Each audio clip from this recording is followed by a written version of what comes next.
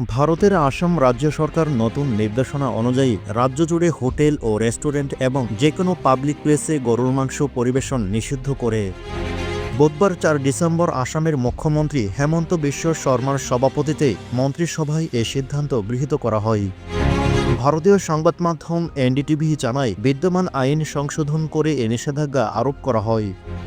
প্রতিবেদনে বলা হয়, আসামে গরুর মাংস খাওয়া বেআইনি নয়, তবে আসাম ক্যাটল প্রিভারাইজেশন অ্যান্ড ২০২১-এর আওতায় গবাদি পশু পরিবহন, জবাই এবং মাংস বিক্রি নিয়ন্ত্রিত হয়। বিদ্যমান আইন অনুসারে হিন্দু, জৈন এবং শিখ সংখ্যাগরিষ্ঠ এলাকাসমূহ এবং মন্দির বা বৈশ্য মাঠের ৫ কিলোমিটারের মধ্যে গরুর মাংস বিক্রি ও জবাই নিষিদ্ধ।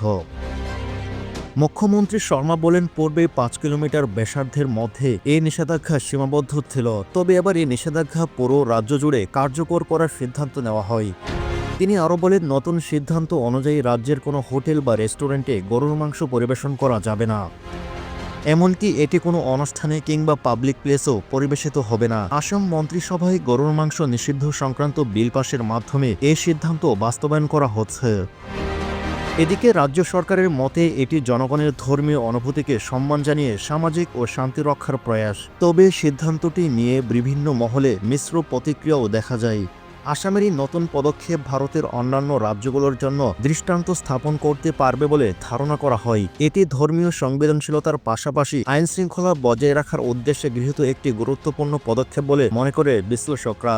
টিম টিআরসি হৃদয়ে ধারণ করে বাংলাদেশ, দ্য রিয়েল কনসালটেশন, স্বচ্ছ ভ্যাট আইনে দক্ষ ন্যায্য ভ্যাট প্রদানে। তবে এ থেকে এটি প্রতীয়মান হয় যে ভারতে হিন্দুত্ববাদ প্রতিষ্ঠায় মুসলিমদের অধ্যুষিত করার জন্য এবং মুসলিমদের ওপর ভারতে হিন্দুত্ববাদী রাষ্ট্র পরিচালনা এবং কায়েম করাই ব্যস্ত রয়েছে ভারতীয় হিন্দুত্ববাদ জনগণ।